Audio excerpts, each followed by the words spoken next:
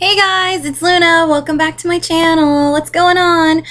Today we're going to be covering Romanesque architecture and art. So let me go ahead and get started.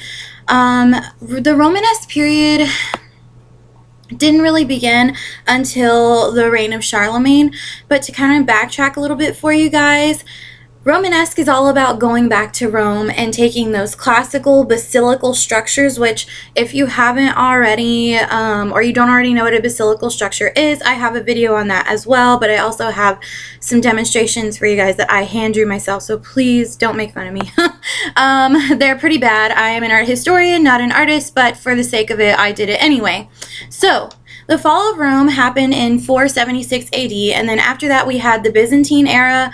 We had the Islamic, groups coming into Spain and Europe, and they conquested, and then at about 1050 to 1200 AD is about when the Romanesque era was at its height, but again, it goes back all the way to Charlemagne. And his reign didn't eventually start until, it's 775 to 919 AD. I totally forgot to put the extra 7 there. So anyway, sorry about that. And so a really great example of this would be Aachen, which is a cathedral that in Germany that Charlemagne actually commissioned to be built. So another key example of Romanesque architecture, since they're going back to Rome, Rome didn't know how to use stone at this time. They actually didn't create concrete, but when Rome fell, the formula for concrete was lost to us, so everybody had to use wood structures. Well, Romanesque period ended up converting those wood structures into stone. So this is our first real stonework, and we really do have some beautiful examples of stonework. So there's Aachen, there's St. Michael of Hildesheim, which is almost, is also in your, I think it's near Germany. It might be in Britain. And then we have Vézelay, which is a good Tympanum. And it's just a fancy way of saying a structure outside of the door, which is called a portal. Again, I have a diagram that I'm going to show you guys. And usually most Romanesque churches end up becoming Gothic churches just because of the times of transitioning. We are in pre-Renaissance mode at this point. We don't exactly hit the Renaissance until kind of through Gothic. This is we're getting to that point, the point of rebirth. We're still kind of in the dark ages, and some of these churches are actually pretty dark in atmosphere, and they're about modest height because they didn't have a lot of technological advances that could extend and go further like the Gothic period. So I do want to show you guys, I forgot to completely draw the vaults on my thing. I mean, you can Google them, but I do only know how to draw one vault, and it actually looks like a vault, and that is the barrel vault, which goes like this.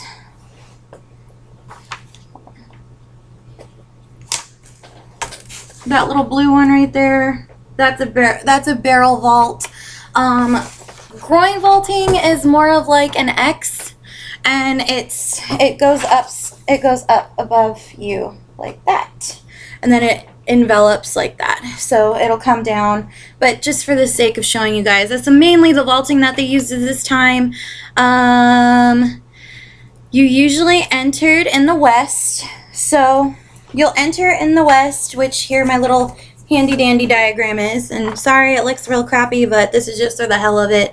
So okay, so you're gonna come into the west here, past the portico. The portico is the entrance. You'll come through the portico, and then you'll go through the atrium, which is a garden, and then after that you'll go through the narthex, which is also in the west, the true entrance to the church. So then you have the nave, which is this, and that's the walkway where the pews are too, so where the priest comes through. Then you've got side aisles, and then you have the little X's or windows on the second story. It's called a clear story window or clerestory window, however your teacher pronounces it. That is what it is. And it just allows more light to shine through, since these were very dark and they were still only using candlelight and gas. Some churches were using gas or oil lamps. I'm sorry, oil lamps, not gas lamps. What the hell? We're not that far yet. Oil lamps, I'm sorry. We're using oil lamps. And then we have the transept, which is here, and then we have the apse. So, and then we'll also have, like, this is just a little private chapel, but some of these chapels were private and public in the church as well. So, yeah, that's your basic Romanesque layout. It's always going to be in a basilica style. And there were some actually, okay, so pilgrimages were going on about this time, and that's a big deal because pilgrimages, you know, it was like the Holy Roman Empire kind of gave them away. Like, if you do a pilgrimage, you'll be saved from going to hell. That was kind of the thing back then. Or if you gave money, but basically a lot of people did pilgrimages. That was like the end thing to do. Like, we have our selfie sticks and, you know, going to Vegas and whatnot. Like, that's their pilgrimages was actual going to several churches. So, and not just one. It was like a whole region of them too. So, the reason that the apse is so important, and this is actually a new development, is the apse, because pilgrims were coming in and doing their pilgrimages. And so you have the side aisles, which can allow, which can allow pilgrims to walk through up to the apse and see the reliquaries. If there isn't a service, you could go up and do it. But also there were other reliquaries. So there were arcades, which were a new feature, and they also allowed the pilgrims on their pilgrimages to look at other reliquaries without disturbing the service. So if there wasn't a service, you could look at the altar. If there was, then you couldn't, but at least you could still go through the arcades. And which they're like, think of it as like a ribbon. It's like a ribbon of little like that. That would be an arcade.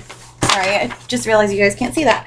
That would be kind of like what an arcade is, those circular things that like allow you to walk through. It's like a maze without disturbing the service. So, relics and saints are super important at this time. Most of the churches that you find in the Romanesque period have a reliquary, which if you don't know what a reliquary is, it is a body part of a dead person, usually, or it's something that they sat on, something that they touched. It's like, it's very holy too. So, you know, you can give offerings, or, you know, you really don't want to mess with them. I personally, if I had to touch somebody's dead hand, I would not be okay with that. That's just me.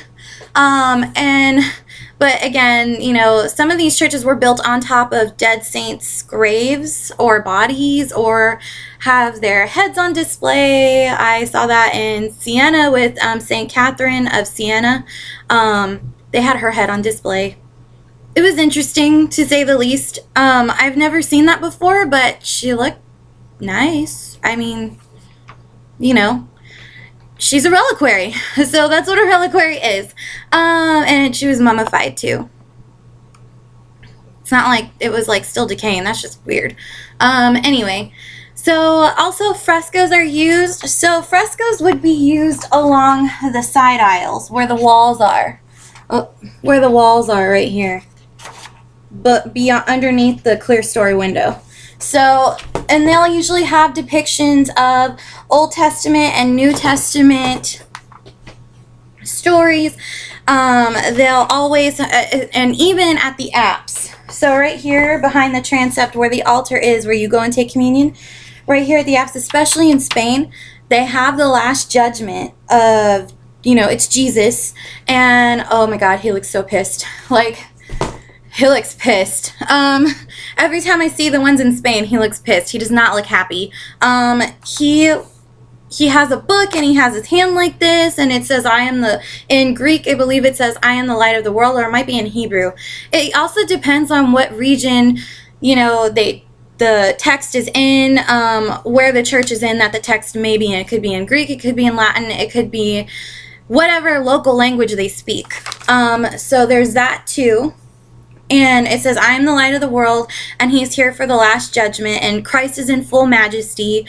Again, he looks really pissed that he had to come down and sort things out. It's almost like an angry parent every time I look at him. It's like when my parents look at me and give me that face of like, you know you did something wrong and now I have to correct you. That's exactly what it reminds me of. So just think of that.